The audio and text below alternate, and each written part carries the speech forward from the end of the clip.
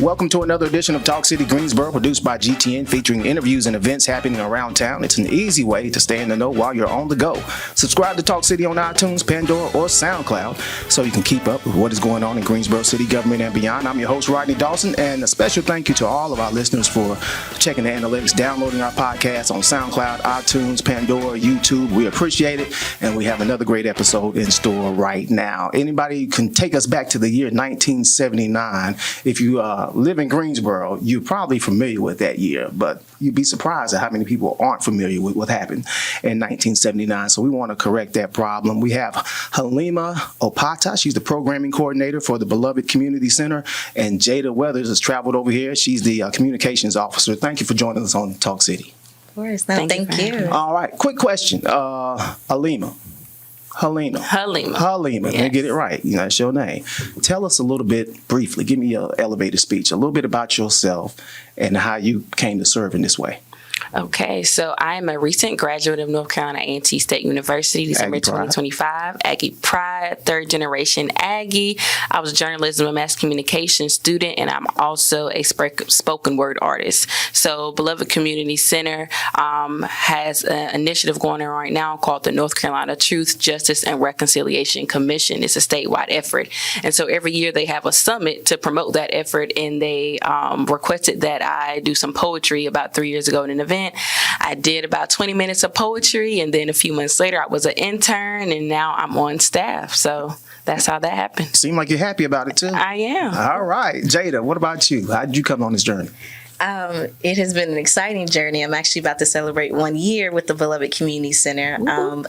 Thank you. But I am a resident of Greensboro, proud graduate of Dudley High School, and I am a graduate of the University of North Carolina at Chapel Hill, where I majored in English, and then I actually became an English teacher. After I left the classroom, I moved into nonprofit work and community work, and it was actually through some community work I was doing in East Greensboro that I was actually able to meet Halima and other members of the BCC staff, and from there the relationship just grew, and now I'm here on staff. I'm just excited to be a part of the mission and the statewide work that we're doing. Absolutely. Hey, remind me to talk to y'all off mic about something. Okay. My mind, I forget. Now you're teaming up with the city, with the Human Rights Commission, the City of Greensboro's Human Rights Department, the Libraries and Museum Department, and the Beloved Community Center are hosting, like you said, that 4-part summer discussion series on the book by, is it Aran Shetterly? Aran Shetterly's book, Morningside, the 1979 Greensboro Massacre and the Struggle for an American City Soul. First, who can jump in? This is for the table. How did this come together? How did these entities come together to feature this book and foster community discussion the way you have? I'll go to Jada. Go, Jada. Well, I think before the opportunity really came about, we already had flourishing relationships with individuals and departments here in the city. But it was actually back at the beginning of the year when Morningside was actually selected to be North Carolina, like the state North Carolina Humanities Department's book for February. At that time, we were actually hosting our North Carolina Truth, Justice, and Reconciliation Summit. We actually had partners, professors from A&T who were actually studying the book. So it was this really good synergy around it. And so after we had the first conversation, we said, how do we follow up with this in our local communities? Like Morningside is a book that is about Greensboro, but it impacts our whole state. And since we've had this statewide discussion already featuring people from Durham and Greensboro, how do we bring this back home, make it real for the people who are actually here? And so after conversations with Mrs. J, Mrs. Joyce Hobson Johnson, who's one of the co-founders for Beloved, we saw a need to just continue this. And so reaching out to some of our friends across the city, of course, Paula Washington, Dr. Love, with the city's Human Rights Department, this really came about, as well as Maria. I cannot forget Maria, who really just saw what Beloved has to offer and how we could spread that message throughout the city. You know, you remind me, I used to work at the Greensboro History Museum, and when I was there, I worked with this group called the GHTA. You familiar? It's the Greensboro Historical Teachers Alliance. But we developed a curriculum on the 79 Massacre. Didn't travel much, you know, but we're trying to get people to pick it up and pilot it. Yeah, okay. Was this for middle schoolers? It was, what was it? I think so. I can't remember the grade. Erica? Yeah, Erica was on it. Yeah, exactly. Yeah. We did a webinar and everything on it years ago. Yes. And I found out when we were doing that work how many people aren't aware that live in Greensboro, that live in close proximity to Morningside, that just aren't aware, particularly our young folks. Is that what you're finding? And if so, who can briefly tell our audience about the 79 Massacre?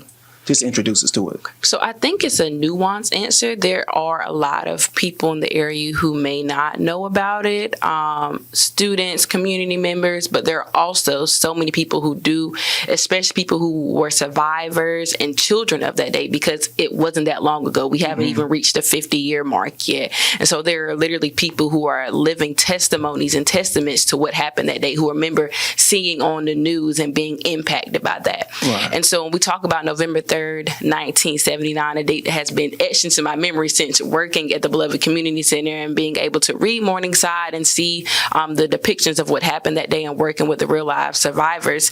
It was a rally with the Workers' Viewpoint organization, people coming together across race, class, gender, really working together for labor, organizing folks. And so it started off as a peaceful rally. We had songs and children and parents, not thinking there was going to be any danger. We had gotten a permit from the city. And before the march could even start, in less than 90 seconds, the KKK and American Knights members had infiltrated the event and killed 5 people and injured many others. Right. And so that was, like I said, less than 50 years ago. And so the effects of that we're still seeing in the city, and efforts to seek truth and healing are still ongoing into this day. Do you feel like the story has not been told sufficiently or shared? That is a great question. I feel like the story has been told, but it just needs to be broadcasted more. Okay. We have so many books and videos and just conversations and stories, but it's about getting that out to so many different people. So even opportunities like this, like I'm hoping and praying that someone listens in and they're like, what's Morningside? And they just do a Google search and they're like, what's Beloved? And then they come knock on our doors, and then Alima and I can give them a quick tour, or they can see our friend TC, who can also give them some really rich history about Greensboro and Beloved. So I think the story is being told, but it's more in a personal, one-on-one type of conversation. And from there, it kind of spreads that way. I do say that one of the beautiful things about Beloved is that it's so organic. And so once again, it's about those interpersonal relationships and really connecting with someone for them to see why the Greensboro Massacre is so important, not just for the city of Greensboro, the state of North Carolina, but for them as individuals. So you all are sitting on like a treasure trove of information, Absolutely. people that Yes. just a lot of resources. And Absolutely. So this is a great way to get it out, and it's about time, and I'm glad we're partnering with the city to do so. Now, the discussions that have already started, I believe they began on May 28th. And where are they taking place? At different branches, library Different branches? locations. So our first one, we actually had at Beloved Community Center in our white room, which has images from what Greensboro used to look like, prominent figures, things of that nature. So we actually had it there. And then the rest of them have been at different library branches across the city, each hour-long programs. So we've been to Glenwood, we've been to Benjamin Branch, we're going to be at Margaret Horton this month, and then in August we will be at the Central Library. So for Yes. your May and June discussions, what's the vibe been like? Ooh, okay, so the May one, it was so good because we had 2 hours. And so with that one, we started off with Miss Joyce Hobson Johnson, Mr. Lewis Brandon, our executives in residence, but also survivors of that day, as well as Attorney Lewis Pitts, who was a part of the civil trials. We had a panel with them. And then afterwards, we had a panel of the children who were there, because they're also survivors as well. So Right. we had Sandy Bermanzon, whose father was shot that day and paralyzed, has been paralyzed all of her life. We had Imani Sudorth Parker, daughter of Walina Cannon. And then we had Ayo Johnson, Reverend Nelson Johnson and Joyce Johnson's daughter. And so we had them on a panel panel able to speak to their experience and what it was like. And that was a story that isn't often heard. People don't often think about the children that were there that day and how it impacted their lives. The second one was beautiful as well. Hour-long discussion, but it just makes you want to come back for more. And so we had a even better turnout at the one at Benjamin Branch. That room was packed. And so we're so excited for the next one. But the big one is going to be in August. All of them have been important, but Aran Shetterly is going to be there, the author of the book. So he's going to be able to speak to some things. And also the relevance of this right now was that it's been 20 years since the Greensboro Truth Commission delivered their report to the city of Greensboro. And so it's just a significant year for all of this to be happening. It just feels very divine. I'm going to ask Paula about this when she comes on. Paula Washington, she's with the Human Rights Commission. She's going to join us later. But I forgot the question I wanted to ask. That's all right. Oh, here it is. Let me do that over. All right, I'm going to ask Paula Washington. She's with the Human Rights Commission when she comes on. She's going to join us later here on Talk City. But I wanted to ask, you got the one that's coming up in July. What do you know the date and location for that? July 23rd. Yep, July 23rd at McGirt Horton. That one's at McGirt Horton Library. Yes. Done a lot of good work over there. All right. And so you said the experience has been amazing. And the next meetings are going to be held in July, and then we have one in August. Yes, sir. And then Aran is actually coming here. Yes. Now, where's he out of? Virginia. Virginia. Yes. Now, is there a cost, or how do we get in? Oh, everything is free 99, baby. We right. want any and everyone to be a part of this conversation. So please come one, come all. There is no cost.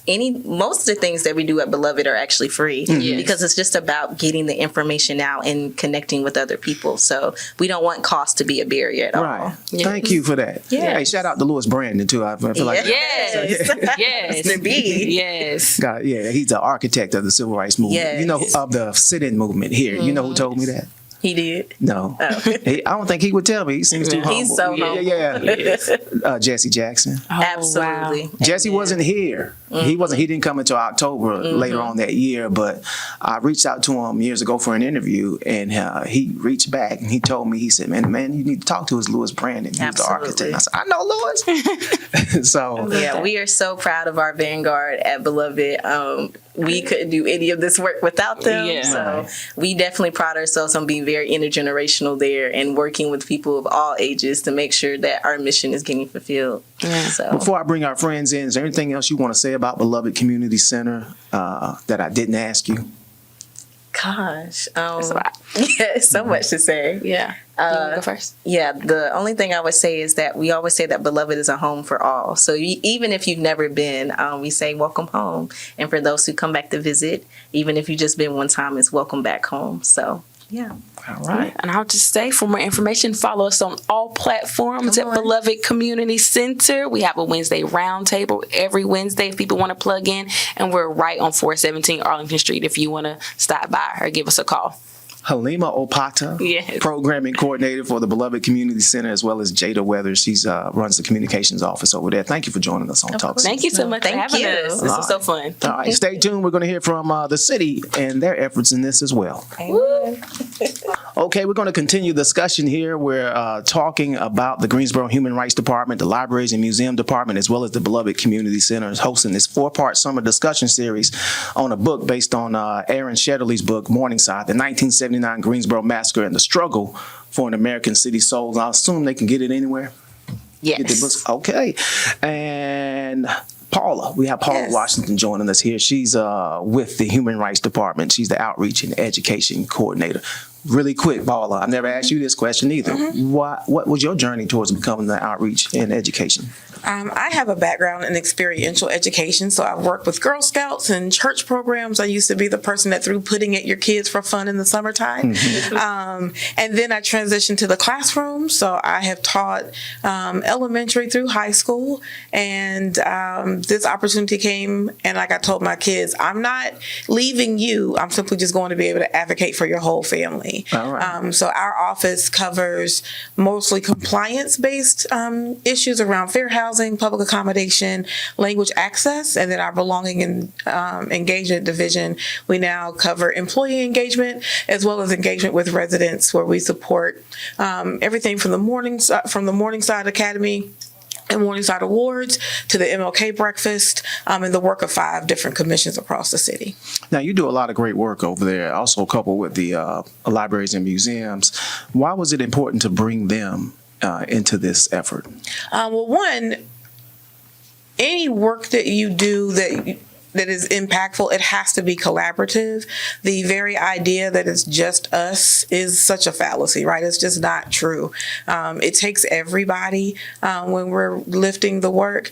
In our department, we use the term wicked problem. It's a social science concept that really big problems need everybody, that there's different folks with different reasons for participating, but all of those are valid.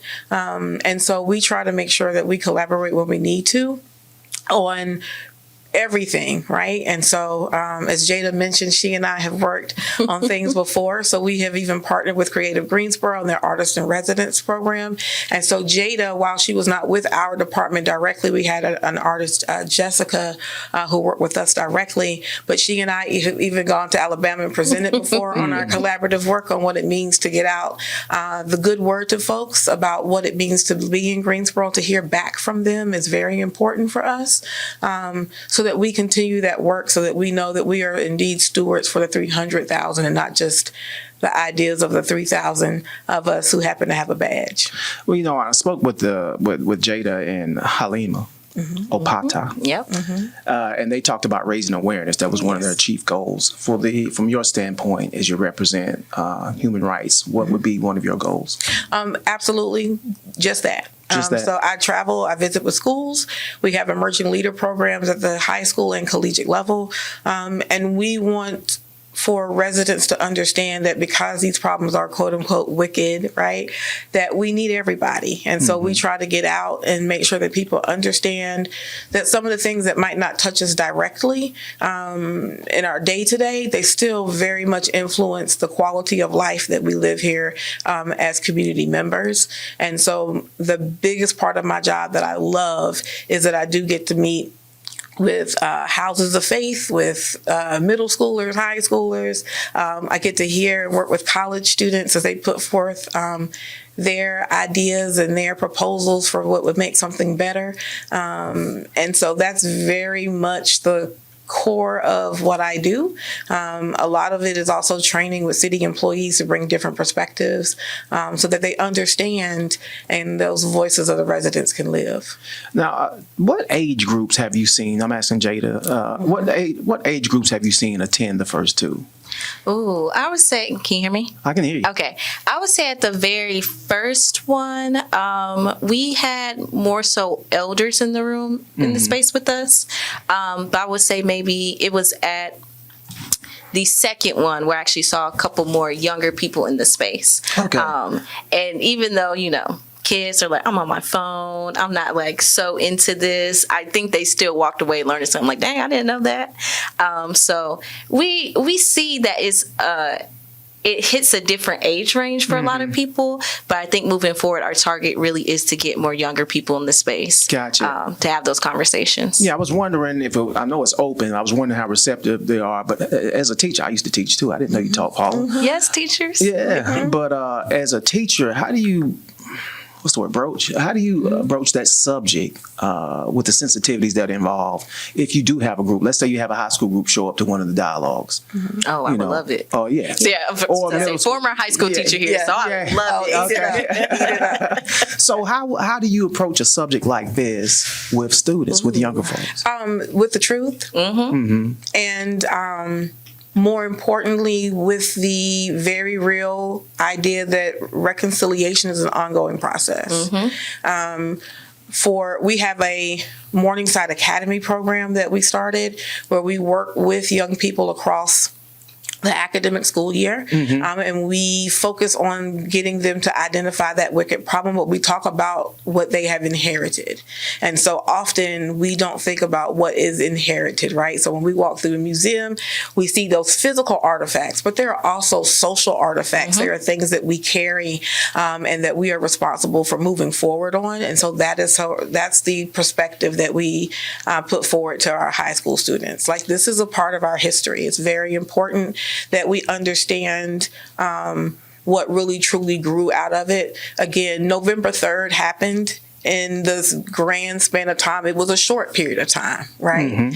However, the artifact of it is forever. And so what do we learn in that? What can we pull from that? What do we know not to avoid, not to repeat? What do we know to carry forward? Where do we learn how to move with truth? How do we work with folks that we don't agree with?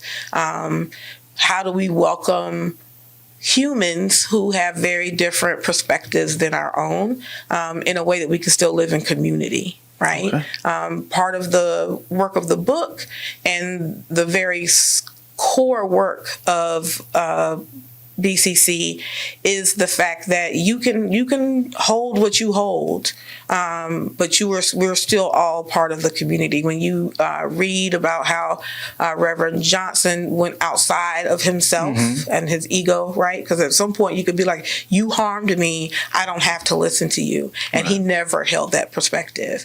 And so there was a lot of work to go and to seek and to hear. In the book, Aran does a beautiful job of capturing these perspectives from some very polarizing people. When you talk about people who are adjacent to some organizations who have committed harm, right? Okay. But he's able to capture their story in a way to where the humanness of that, the struggle and the conflict,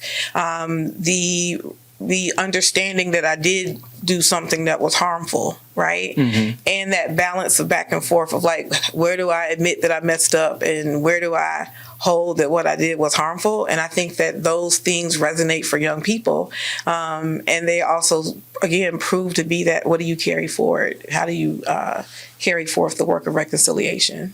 I didn't have my printout that shows the dates and times, but I feel like I need to read it again so people come to this. This is sounding really amazing. But I know July 23rd, McGirt Horton, start time. 6 o'clock to start time. And August, what's the August date? Anybody remember? August 27th. 27th at 6 p.m. at the Central Library. You got to have it at the Central. You bringing the author in. Yes, absolutely. Should I get there early? Yes. Okay. And also we want people to understand, while the book is centered, you do not have to have read the book. Absolutely. Okay. So we don't want someone to say, well, I didn't read it, so I cannot go. Absolutely not. Again, for that community conversation piece, we've had people who have, again, shared the story of what it was like to be a kid on that day. We've had people who, again, were part of the organizing body. Or just people who lived in the city at that time that heard about it. And they were like, what is going on? And then heard all the different types of stories and narratives that were being spun. And so this is an opportunity for people to come in and actually hear the true narrative from the survivors and the children of the survivors who, to this day, they're still living with the impact of what happened. Yeah, you don't think about those folks. So I'm glad you're illustrating, highlighting them in this way. I want to lift up something. I'm put you on the spot, Paula. Okay. The Morningside Scholarship, the Morningside Awards. Absolutely. Talk to our audience about that and the great work you've been doing. So, again, not me. It is a we. Okay. But in 2020, before I was even with the city, the council at that time adopted a resolution that as part of that reconciliation process, 5 awards will be given to students at Dudley High School. Dudley is the high school that historically served the Morningside community.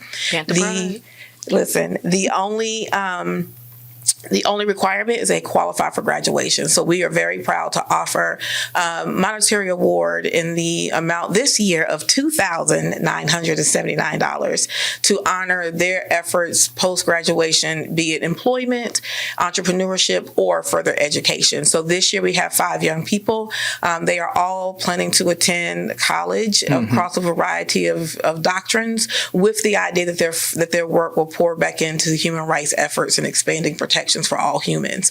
And so we will honor them next Tuesday, July 21st, here at the City Hall building.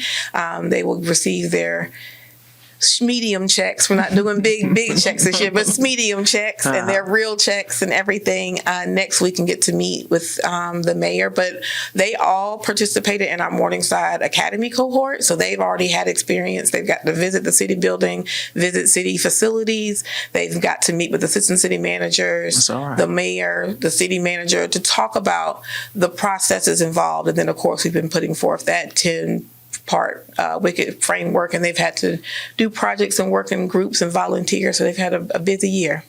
We heard from the Beloved Community Center as far as keeping up with them. We can check out all their platforms. How do we stay abreast of what's going on with the Human Rights Department? So you can find us. If you go to the city website and just type in Human Rights Department, we pop right on up. We also have a Facebook page. You can just type in Greensboro Human Rights. We take it a little tiny easy in the summer. We know folks are vacationing and enjoying time with their family. But August 26th, we kick back out with our Women's Equality Day luncheon. We then pick up for a very busy year. So we have, again, those 5 commissions. That's the Human Rights Commission, the Commission on the Status of Women, the International Advisory Committee, the only of its kind in the country where the local community actually volunteer to run, and then they get voted in by their neighbors to serve for 2 years. We also have the Ad Hoc Committee for African American Disparity and the LGBTQ plus Task Force. And so, again, these are voluntary positions where people serve for 2 to 3 years, and they serve as an advisory arm. So they are able to take information from council to their communities and vice versa. And so we help with them with their programming throughout the year. Dr. Love Jones, who does a masterful job running the department, should be very proud of Paula Washington. Well, and I also want to just, again, we lifted up Maria early, but Maria Hicks-Few is the deputy director of our department at this time, and so she oversees the Division of Belonging and Engagement. Good stuff, good stuff. All right. Anything you want to say before we get out of here?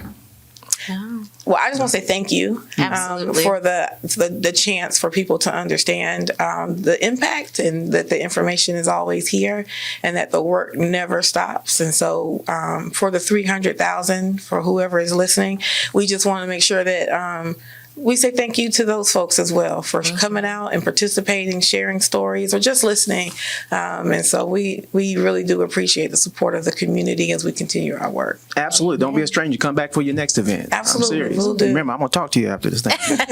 Look forward to it. All right. Moral support. TC, thank you for joining us. Absolutely. Halima Opata. Thank you. I emphasized the last name. Sorry. Paula Washington, Human Rights Department, and Jada Weathers from Beloved Community Center. Thank you for joining us here on Talk City. Thank you so much, Rodney. All right. Oh, and that website for our podcast listeners, that's greensboro-nc.gov, and then you can just put in a search for Human Rights Department. Absolutely. Okay. All right. Thank you all. Thank you to all of our listeners for tuning in weekly by subscribing to Talk City Greensboro on iTunes, Pandora, and don't forget, you can download Talk City from SoundCloud. That is it for this week. Thank you for tuning in to Talk City. Be sure to watch GTN, your official source for news and information about the city of Greensboro. GTN is available on Spectrum Channel 13, AT&T UVerse Channel 99, and Lumos 31. GTN also streams live on Roku and the city's website at greensboro-nc.gov.